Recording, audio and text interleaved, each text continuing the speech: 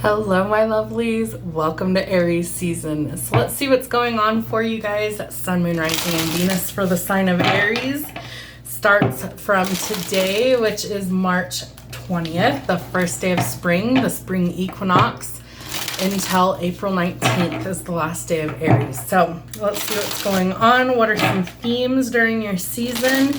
You've got Venus still in retrograde, Mercury in retrograde, eclipse season, and then things start to kind of mellow out towards the end of your season. So I feel like, you know, change, transformation, upheaval, all of those things are definitely happening, right? We've entered spring as of today, so the days are longer, perpetually getting longer until we get towards, what is it, the fall equinox, or summer equinox, I should say. And then we've got all this change and transformation in nature and things like that. So some new beginnings coming in for you. All right, Aries, Sun, Moon, Rising, and Venus. Show me what their themes are. Transformation. It's almost like she's fucking psychic, right?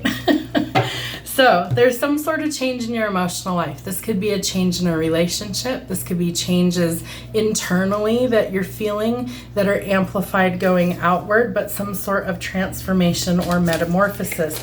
And just like a butterfly that doesn't start as a butterfly, right? It starts as a caterpillar. You have to go into that cocoon, which is the darkness of winter, usually the tail end of Pisces season, which would have been yesterday. So I do feel like you've been going through a lot of changes. Couldn't make this up if I tried. Butterflies. If you're a twin flame, I feel like you're also about to come into union with your divine counterpart. Spirit needs you to have courage on this journey, and that you need to believe in yourself, that that's going to be huge. And there you find the joy and contentment that you're looking for. So there is a chance for you to boost your health and vitality, and it leads to satisfaction. Spirit says one more of these. All right, what else?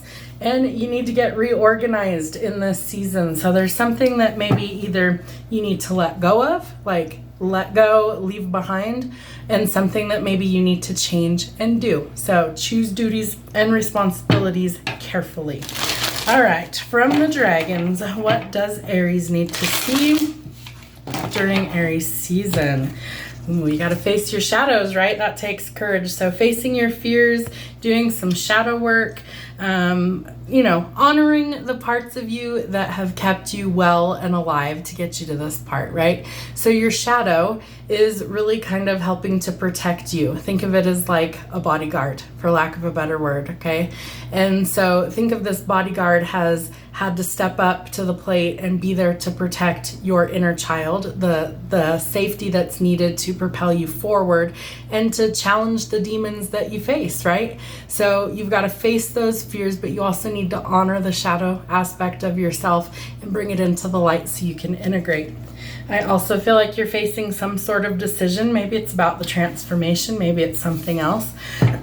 But whatever this decision happens to be, it reflects this change that needs to happen. What else does Aries need to know for Aries season? All right.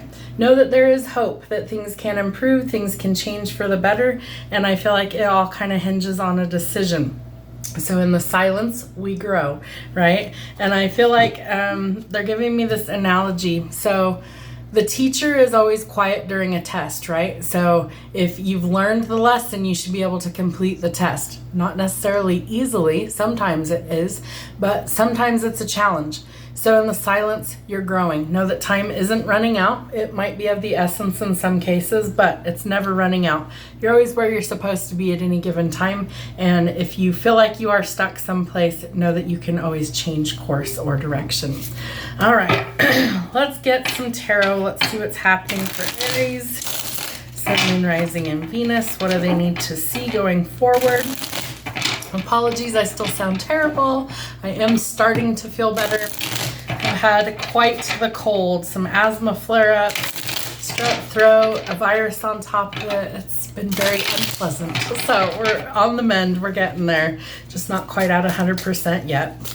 All right, Spirit, what does Aries need to see? Sun, Moon, Rising, and Venus for Aries season. What does Aries need to see? Thank you. You've got quite a few decisions or options, especially when it comes to love. So you're going to have to make a decision. You know, Aries, I love you guys to pieces. I have family members and friends that are Aries, but sometimes you're just out there playing the field. Let's be honest, you know, sometimes you like the variety. You like to have all these options. But let's be real here. Are all of these options good for you? Or do you need to maybe make a decision and let some things go or some people go that just, it's not a good fit and you know it. So you've got to release those things. I do feel like you are headed towards a victory, and this has been something that has been a long fought battle. But the Six of Swords would tell us that we have to leave some things behind to let go of conflict and chaos so we can finally let down our guard. We've been through quite a few battles. I feel like you are stepping into your divine energy. I feel like some of this could have been a long time coming. For some of you, you are a divine counterpart, twin flames on the journey. And I feel like there are some major changes that are coming for you in Aries season. I do feel like you're overcoming a lot of pain and heartbreak. Maybe some of that's due to letting go of somebody that you had feelings for. I do feel like there will be some clarity, and somebody is definitely spying. Could be you, could be them. We do have the Emperor and the Empress. So just as I was saying, I feel like for some of you, you are coming into union with your divine counterpart at the right time. And there is this spark of creativity and a lot of passion. So follow your passions, create the life that you want, be willing to follow your dreams and go after what it is that you want. If money's been an obstacle, I feel like those obstacles will also be removed. It does look like you are headed towards abundance. There could also be like a legal contract that you're signing, prenuptial agreements, things like that. But inheritance or lottery wins are possible as well. What does Aries need to know for the rest of Aries season? All right, Six of Cups. You could have had past lives with this person. The past could be resurfacing. I feel like you could be hearing from a past person. We're in Mercury in retrograde, so it's not out of the realm of possibilities. But I feel like there is a connection that you will hear from or encounter.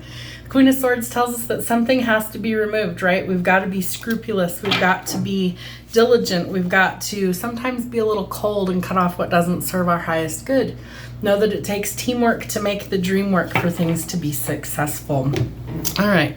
What is happening for love for Aries during Aries season? Tell them what's happening in love. Then we're going to get an outcome. What does Aries need to know about love? Ooh, you're welcoming in abundance. 10 of Pentacles and the Abundance card. So whether that's love, romance, money, all of the above, keep a positive mindset, manifest exactly what you want, use gratitude and bliss. Remember, sometimes we've got to let go of the past. It's fine to reminisce, but sometimes we have to make some new memories. This person coming in, if it's your divine counterpart, Emperor or Empress, they hold the key to your heart. It's a perfect fit. So you could be welcoming love, meeting the one. Time to open your heart space, right? You don't always want to be in jaded, guarded energy because somebody likes you. Some romance is blooming, so have fun flirting. This person may want to date you. All right, the butterfly, that's your theme.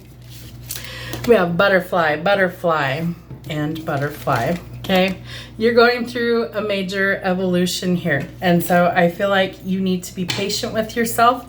Some sort of relationship is evolving into the next phase because you're working on healing your inner child, and that's bringing the growth, right? So that we can honor all aspects of ourselves. So we're releasing narcissists and people that make us feel like we're not good enough so that we can get out of this one-sided relationship or love bombing energy. We have to heal. We've got to let go of the heartbreak, and we've got to heal, right? So I feel like some of you are reminiscing about a past person. Maybe you're looking at old photographs. Learn from the past and make new memories. You might meet this person while you're happily single, out and about, socializing. For some of you, you are a twin flame that's on the journey. So this person is your other half, quite literally, the other half of your soul. If you don't know about twin flames, please go do your own research. The premise is that when you incarnate, it is one soul split into two bodies, and that energetically you will attract this person at the right time. It will be a lot of chemistry, a lot of passion, a lot of you just click with that person initially, and then something happens where you repel each other and you go kind of no contact or some sort of silence or distance. You eventually come back together. You do this pattern several times, and then ultimately, if you work on yourselves enough, the premise is you're supposed to come into some sort of union together in order to fulfill your calling. You have double mission work. You have personal mission work, and you have a collective mission work here to do. So I feel like for some of you, things are about to evolve. So expect some sort of love call. I feel like somebody is finally ready to speak up on how they feel. Have a great Aries season.